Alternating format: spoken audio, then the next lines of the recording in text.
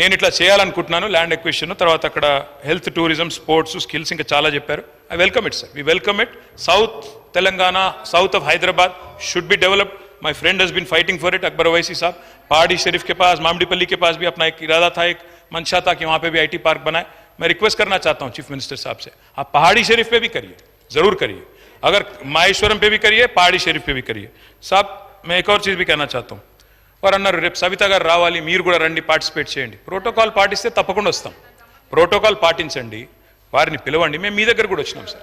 ఓడిపోయిన వాళ్ళని తీసుకొచ్చి అక్కడ కూర్చోబెట్టి వేదిక మీద ఓడిపోయిన వాళ్ళు కింద మాత్రం పరాజితులు, వేదిక మీద విజేతలు కింద అంటే తప్పు సార్. అది ఈ హౌస్లో అందరికీ ఒకటే రకమైన మర్యాద ఉండాలి.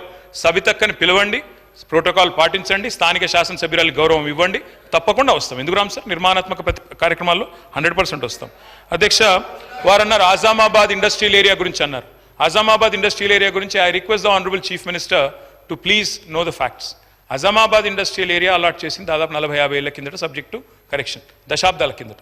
దాని పర్పస్ నెరవేరిన తర్వాత తప్పకుండా దాన్ని కన్వర్ట్ చేసుకునే అధికారం ప్రభుత్వానికి ఉంటుంది. ఆ పర్పస్ ఏదైతే ఇండస్ట్రీ పెట్టారు, నడిపారు, కొంత కాల పరిమితి కూడా ఇచ్చింటారు కండిషనల్ అలాట్మెంట్లో, అది నెరవేరిన తర్వాత మార్చుకోవచ్చు.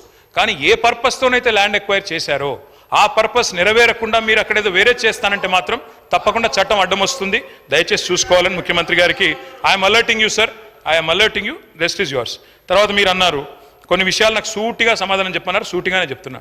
పెండింగ్ అరియర్స్ ఉన్నాయన్నారు. ఎస్, పెండింగ్ అరియర్స్ ఉండే 270 కోట్లు. మళ్ళీ మా ప్రభుత్వమే వస్తుంది, అది కంటిన్యూటీలో భాగంగా ఇచ్చేస్తామనుకున్నాం. 5 ఏళ్ల నుంచి కొన్ని పెండింగ్ బకాయిలు ఉన్నాయి, అట్లాగే ఇద్దామనుకున్నాం. మా ప్రభుత్వం రాలేదు, మీ ప్రభుత్వం వచ్చింది. Government is a continuous institution.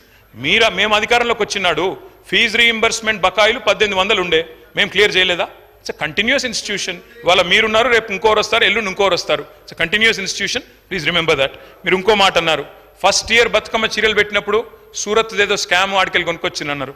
ఈ రోజు సెక్రటరీ శైలజా రామయ్య గారు ఉన్నారు, వారే ఆ రోజు హ్యాండ్లూమ్స్ డైరెక్టర్గా ఉన్నారు. మీరు దయచేసి సమాచారం తెప్పించుకోండి ముఖ్యమంత్రి గారు. మీరు అక్కడ ఎవరో స్థానికంగా పొలిటికల్గా ఏదో మా మీద దుగ్ధం ఉన్న వాళ్ళు ఏదో చెప్తే దయచేసి నమ్మి మోసపోకండి. Please get the facts. నేను ఒకటే రిక్వెస్ట్ చేస్తా ఉన్నా. నేను సూటిగా అడిగిన ప్రశ్న, మీరు సిరిసిల్ల చేనేత కార్మికులతోని నేయించలేదు, సిరిసిల్ల కార్మికులకు ఇవ్వలేదు పని, సూరత్ నుంచి కొనుగోలు చేసినని నేను నిర్దిష్టమైన ఆరోపణ చేస్తున్నా. ఇప్పుడు కూడా నేను ఆ మాట కట్టుబడి ఉన్నా. ఈరోజు ఎక్కడైతే సూరత్ నుంచి కొనుగోలు చేసిండ్రో వాటన్నిటిని కూడా నేను నిరూపిస్తాను. వారు సూరత్ నుంచి కొన్నరా లేదా సమాధానం చెప్పకుండా ఒక అధికారి పేరుని ఇక్కడ వారు, ఎందుకంటే అధికారుల పేర్లు ప్రస్తావిస్తే అధికారులు సభలోకి వచ్చి మాట్లాడలేరు అధ్యక్ష. అధికారుల పేర్లు తీసుకోవాలన్నా తీసుకోకూడదా, తీసుకోవాలంటే స్పీకర్ అనుమతి ముందస్తుగా తీసుకోవాలన్నా లేదా, ఈ అంశాలన్నీ గొప్ప గొప్ప చదువులు చదువుకున్న ఆయనకు మరి తెలుసో తెలియదో నాకు తెలియదు. నేనైతే కొండారెడ్డిపల్లిలో చదువుకున్నా, తాండ్రలో చదువుకున్నా, వనపర్తిలో చదువుకున్నా, హైదరాబాద్లో చదువుకున్నా, అన్ని గవర్నమెంట్ స్కూళ్ళలో చదువుకున్నా అధ్యక్ష. నేను జడ్పీహెచ్ఎస్లో చదువుకున్నా. నేను గుంటూరు పోలేదు, నేనేమో జ్ఞానం కోసం పక్క రాష్ట్రాలకు పోయి చదువుకోలే.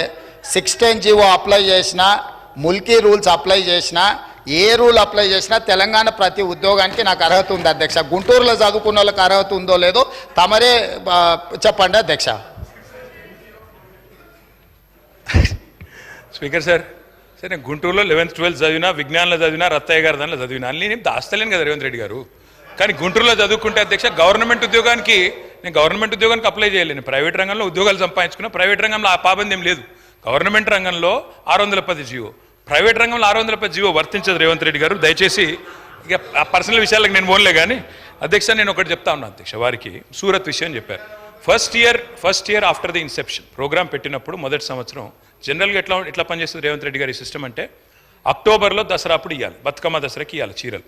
అక్టోబర్లో ఇవ్వాలంటే ఆర్డరు దాదాపు 7-8 నెలలు 9 నెలల ముందు ఇవ్వాలి. అట్లయితేనే ఆడ ఉన్న లూమ్స్ అన్నింటినీ కూడా ఫంక్షనల్ చేపియాలి, వాళ్ళను నడిపియాలి. ఎందుకంటే ఆ చీర తయారు చేయాలంటే డిజైన్లు అన్ని టైం పడుతుంది. మొదటి సంవత్సరం ఆర్డర్ ఇచ్చినప్పుడు మీరు చెప్పింది పాక్షికంగా వాస్తవం. ఏమైంది, ఆర్డర్ నిర్ణయం లేటుగా తీసుకున్నప్పుడు ఏమైంది, మరి ఈసారి మనం మొత్తం వీడికెళ్ళి సిరిసిల్లకి వెళ్ళి చేయలేము, కొంత మేరకు అవసరమైతే బయట నుంచి, ఎందుకంటే 1,000 చీరలు తేవాలి.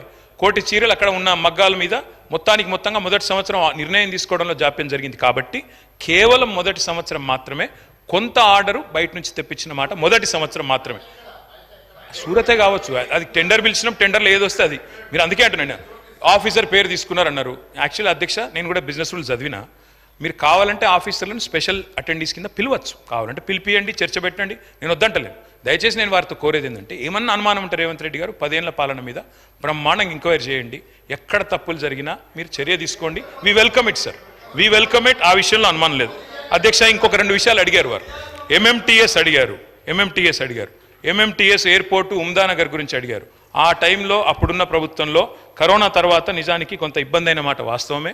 ఆ రోజు మేము ఎంఎంటీఎస్ ముందుకు తీసుకొని పోవాలనుకున్నా కేంద్ర ప్రభుత్వ సహకారం కూడా మాకు ఆశించినంత రాలేదు.